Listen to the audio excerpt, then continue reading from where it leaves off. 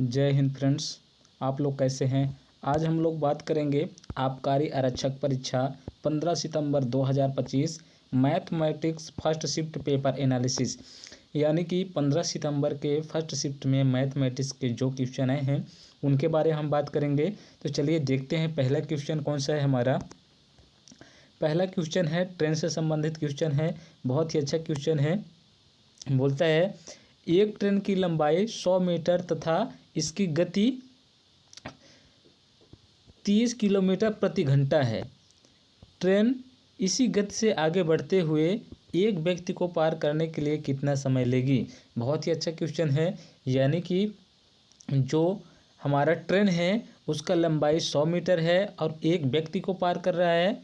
एक व्यक्ति को पार कर रही है वो ट्रेन, यानी कि अपना एक व्यक्ति कितना बड़ा होगा, इतना सा होगा। मान लीजिए व्यक्ति है, कितना सा होगा, इतना छोटा सा होगा व्यक्ति। तो इसको पार करने का मतलब ये है कि वो अपनी खुद की लंबाई को पार कर रही है ट्रेन। तो चलिए हम लोग देख लेंगे इसका सूत्र क्या होता है। सूत्र होता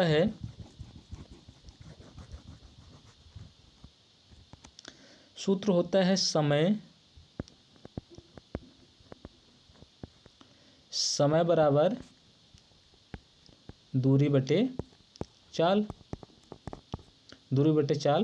ठीक है। तो कोई बात नहीं, इसके बाद आगे देख लेंगे। इसको हम लोग हल करेंगे। ट्रेन की लंबाई कितनी है, दूरी कितनी है, 100 मीटर है, तो हम 100 लिख लेंगे। इसके बाद वो कितने किलोमीटर प्रति घंटे चल रही है, उसकी चाल क्या है, चाल है उसका 30 किलोमीटर प्रति घंटा, 30 किलोमीटर प्रति घंटा। इसके बाद आगे क्या बोलता है, इसी गति से आगे बढ़ते हुए एक व्यक्ति को पार करने में कितना समय लगेगा। पहले हम देख लेंगे गाड़ी की लंबाई मीटर में दिया हुआ है, ये किलोमीटर में है, तो इसको हम मीटर प्रति सेकंड में कन्वर्ट करेंगे। पहले चलिए हम लोग कन्वर्ट कर लेते हैं मीटर प्रति सेकंड में, इसके बाद आगे हल करते हैं।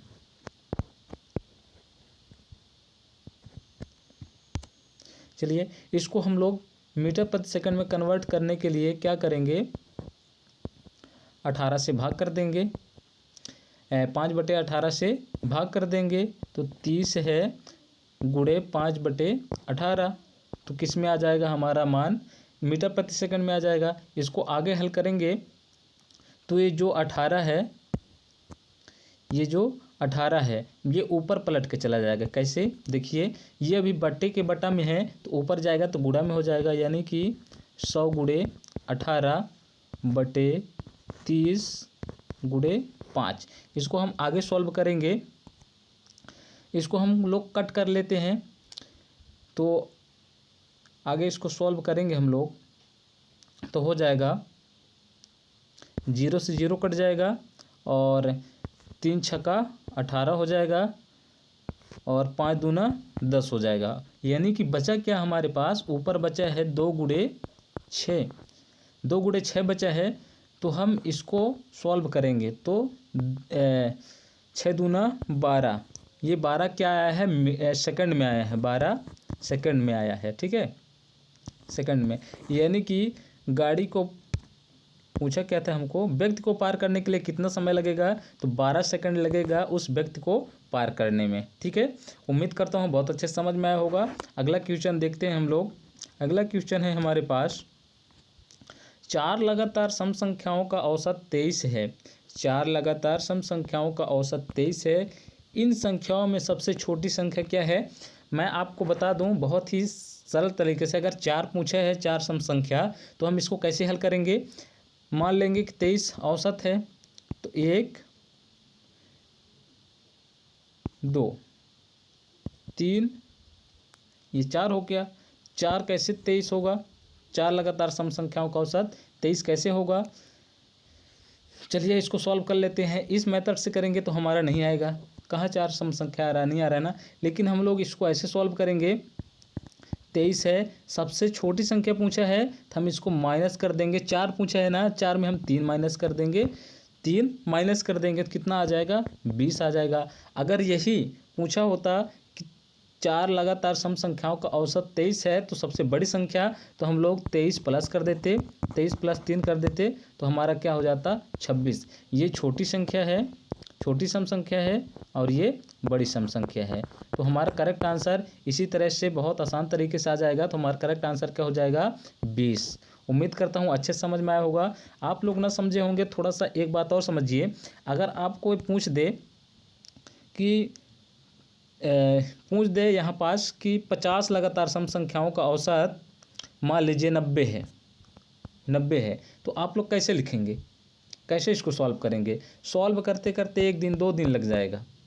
अगर लिखेंगे पेपर में, पेपर की बात कर रहा हूँ, तो लगभग 1 से 1.5 घंटा निकल जाएगा, पूरा निकल जाएगा, मतलब 1 ही 2 दिन हुआ। ठीक है, तो इसको हम लोग कैसे हल करेंगे? इस तरह से हल करेंगे। क्या पूछा है? सबसे छोटी संख्या पूछा है, तो 90 में 50 माइनस कर देंगे। अगर सबसे बड़ी संख्या पूछेगा तो 90 में प्लस जोड़ देंगे, प्लस कर देंगे। तो जो संख्या आएगा वही हमारा छोटी संख्या होगा। माइनस करेंगे तो कितना हो जाएगा? 40। अगर प्लस करेंगे तो कितना हो जाएगा? 14, 140। ठीक है, तो उम्मीद करता हूँ बहुत अच्छे से समझ में आया होगा। अगला क्वेश्चन देखते हैं हम लोग। अगला क्वेश्चन है, 180 मीटर लंबी रेलगाड़ी 54 किलोमीटर प्रति घंटे की गति से प्लेटफार्म पर खड़े एक व्यक्ति को कितने समय में पार करेगी? तो वही बात है कि एक प्लेटफार्म है, उस प्लेटफार्म में कौन खड़ा है? एक व्यक्ति खड़ा हुआ है। उस व्यक्ति को पार करने में कितना समय लगेगा उस व्यक्ति को, जब वो 54 किलोमीटर प्रति घंटे से चल रही है? कितनी मीटर लंबी है? 180 मीटर लंबी है। तो वही सूत्र हमारा लगेगा, दूरी बटे समय, समय बराबर दूरी बटे चाल। कौन सा सूत्र लगेगा? समय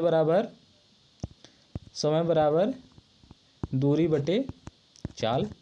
इसी से हम लोग हल करेंगे इसको,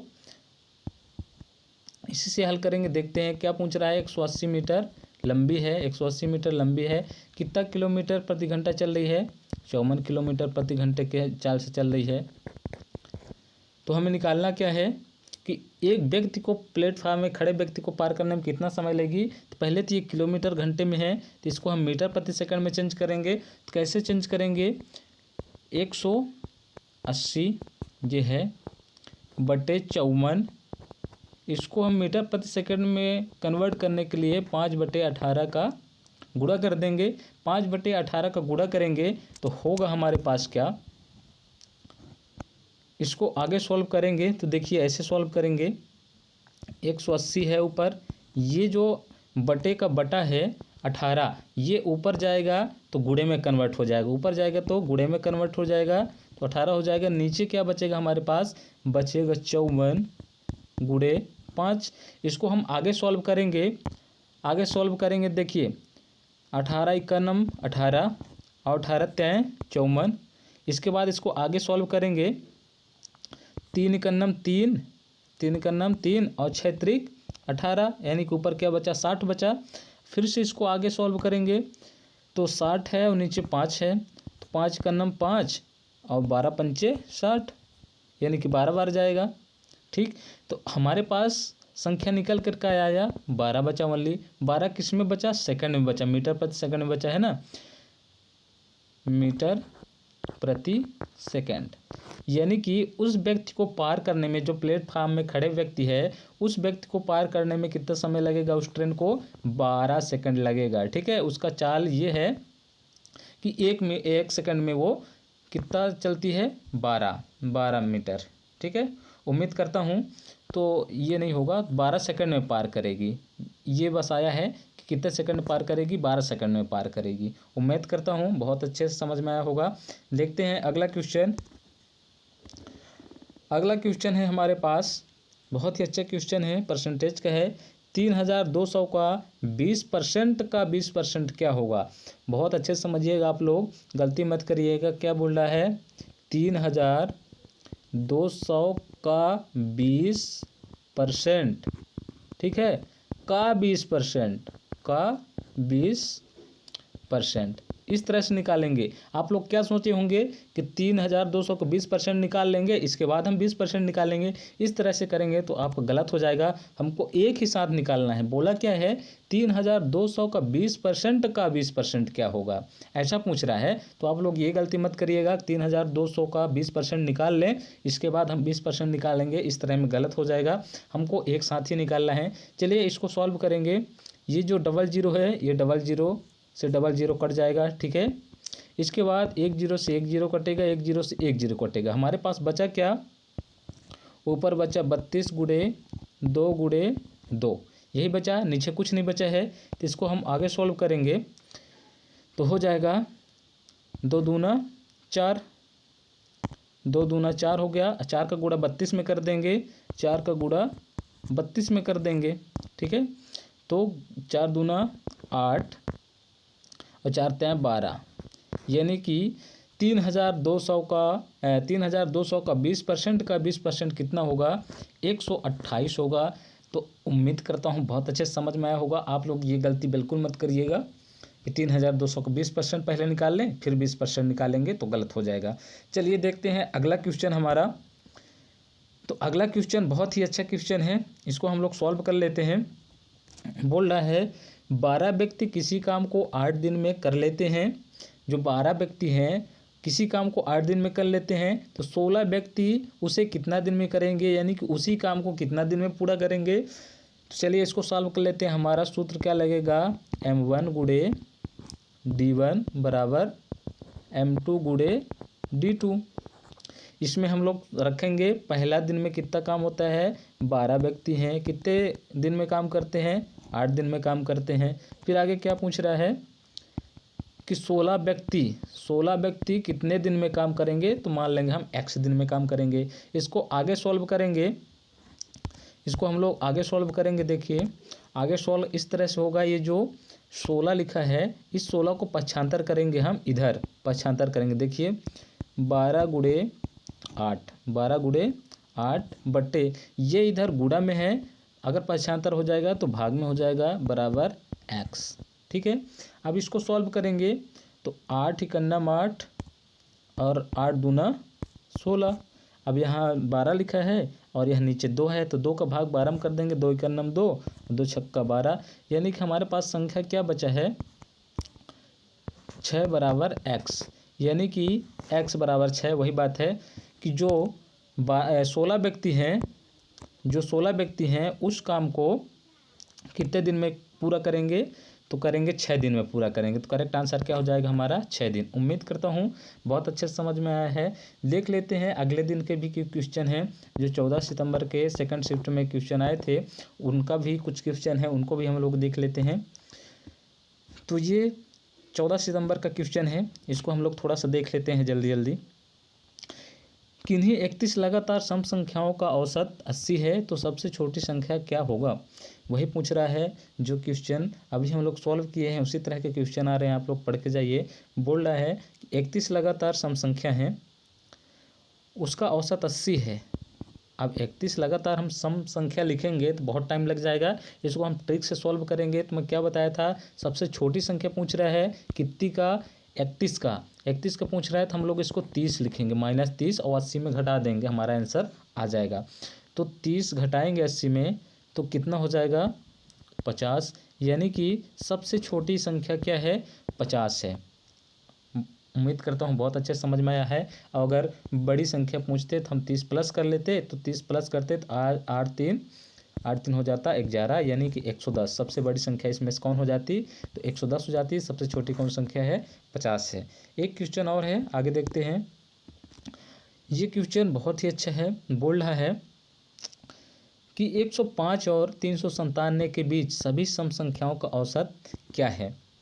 बहुत ही अच्छा क्वेश्चन, इसको हम ट्रिक से सॉल्व करेंगे। देखिए क्या बोल रहा है, 105 सम संख्या 105 और 397 के बीच सभी सम संख्या पूछे है ना। तो 105 पूछे है तो हम आने वाला सम संख्या ले लेंगे 106, और 397 से पहले वाला कौन सा संख्या ले लेंगे, 396 ले लेंगे। इसके बाद हम 2 से भाग कर देंगे, तो हमारा आंसर आ जाएगा। इसको हम सॉल्व करते हैं, इसको सॉल्व करेंगे तो 6 और 6 कितना हो जाएगा, 12, 12 की 2, हासिल कितना बचेगा, 1, 9 और 1 10 हो जाएगा, 10 की 0 हासिल 1, 3 और 1 4, 4 1 5, 502/2। इसको हम आगे सॉल्व करेंगे तो 2 एकन्नम 2 और 2 दूना 4 हो गया, क्या ये 10 हो गया, और 2 पंचे 10 और 2 एकन्नम 2, यानी कि हमारे पास संख्या क्या निकल के आया, 251। तो 105 और 397 के बीच सभी सम संख्याओं का औसत कितना होगा? 251 होगा। उम्मीद करता हूँ बहुत अच्छे समझ में आया होगा। तो मिलते हैं हम लोग अगले वीडियो में, तब तक के लिए थैंक यू सो मच।